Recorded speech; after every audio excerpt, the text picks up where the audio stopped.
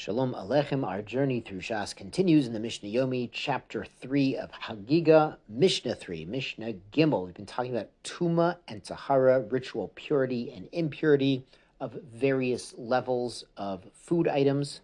And so far in this parak, in this chapter, we've been discussing some stringencies that apply to kodshim, sacrificial items, versus truma, the tithe given to the kohanim, the priests, to consume. So Mishnah Gimel picks up, Ochlin, acholim, neguvim, one may eat dry foods, biyadayim misoavot, with contaminated hands. Now recall when we talked about washing the hands or putting the hands in the mikveh, that if someone's hands are contaminated, that's a rabbinic level impurity. If something is a biblical deraisa level impurity, then it contaminates the entire body. But there are certain situations that are similar to a biblical impurity where our ancient sages decreed that the hands can become impure, which is why to this day we still wash our hands before consuming bread, even bread of chulin. So here in this situation, Mishnah Gimel, someone can eat dry food with tameh hands, but truma, when he's eating truma of alo b'kodesh, but not when he's eating kodesh. Now the issue here is if one's hands are tameh, they're what's called a sheni latuma, a second level or a derivative level contamination.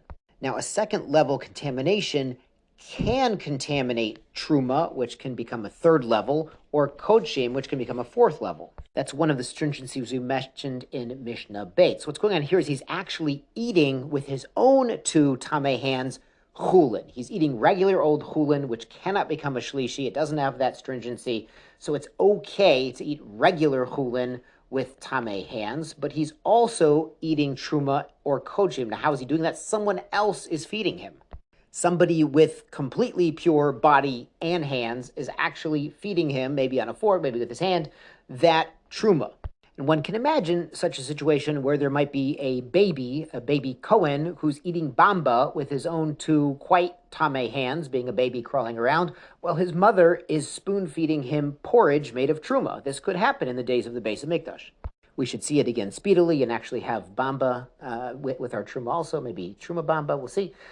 So the issue here is everything's dry. So because everything's dry, there's no liquids to transfer the contamination of the tameh hands, the sheni hands, to the truma. But it's because something needs to become wet before it accepts ritual contamination. The Bartner brings an explanation in the Gemara from Rashi that if it's wet, then technically the sheni hands could make it itself tameh as a rishon, actually as a first level tuma on a rabbinical basis. We'll talk all about this when we get into taharot. It is complex. So by truma or meko, we don't assume, as long as everything is dry, we don't assume there'll be any cross-contamination. But by kodshim, we say it's already ready. Any kodshim food is already ready to accept ritual impurity, even without getting wet at all, so it wouldn't allow this leniency. Now the Mishnah brings another stringency for kodshim, ha'onen. Now onen lo aleinu is someone who has just had a relative pass away. And the Bartner points out this particular onen, who lost a family member, didn't actually touch the deceased. If he is, he becomes an avatuma, and the din will not apply to him, but this is a family member who did not touch the deceased or otherwise become ritually impure on that level. So an onen or a mechusar kippurim, this is someone who their time of being tameh is up, but they have not yet brought their offerings.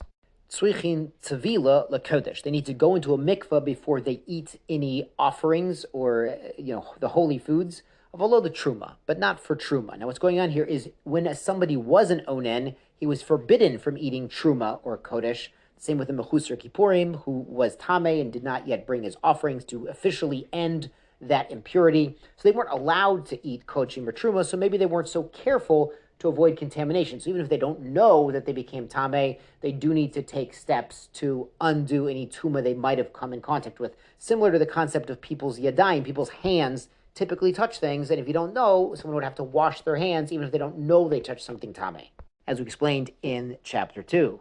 Now Mishnah Daled teaches Homer b'truma. There's actually a stringency by truma compared to kodshim, sacrificial items, shebi Yehuda, in the area of Yehuda, the southern kingdom of ancient Israel, ne'amonim ol taharat yain v'shemen kol yomot hashana. Everyone was believed to say that their wine and their oil was pure the entire year.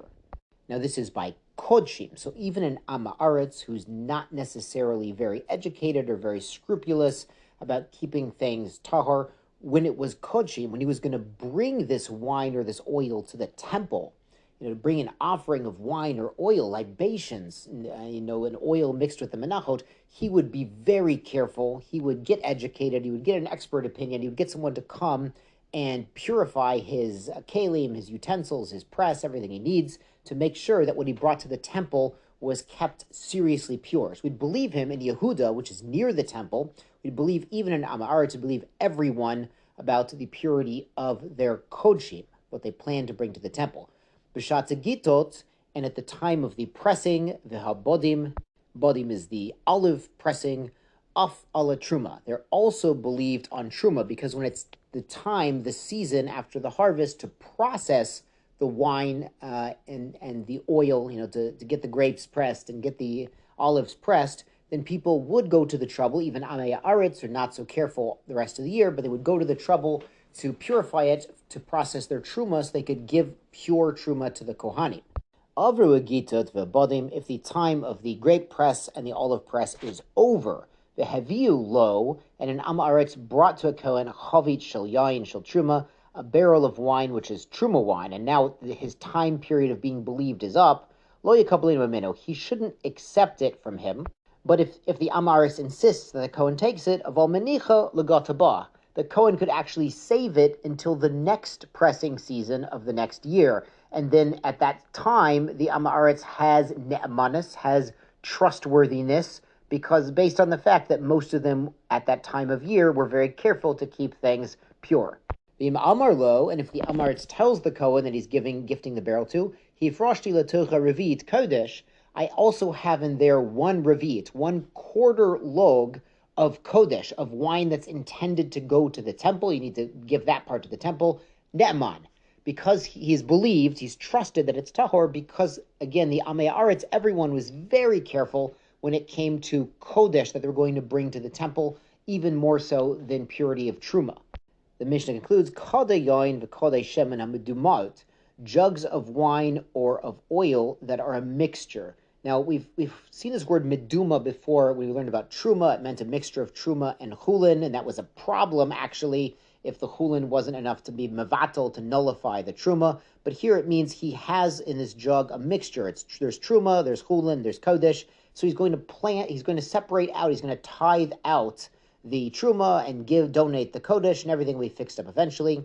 So ne'emanin alehem, we believe everyone, b'shat hagitot v'bodim, during the time of the grape press and the olive press, v'kodem legitot shivim yom, and even before the time of pressing for 70 days.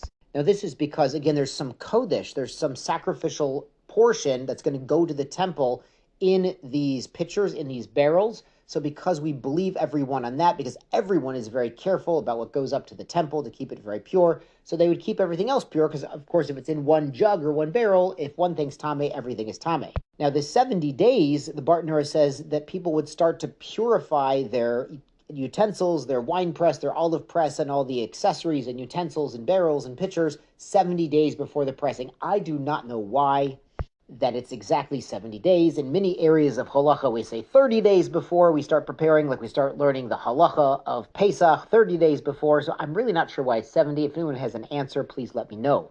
And since these are the Mishnah from Parshat Noach, famously Noach got drunk after the Mabul. We understand there was probably a great deal of trauma, some PTSD. He got drunk. But there's actually Mefarshim who say he did not intend to get drunk on wine, that before the Mabul there was less koach hasirchon, meaning forces of rotting and fermentation in the world, that after the flood, the entire physics or biology of the world changed, and things that cause fermentation, things that cause rotting and decay increased in power, which is why we also see that lifespans, human lifespans, were much longer before the flood and became shorter after.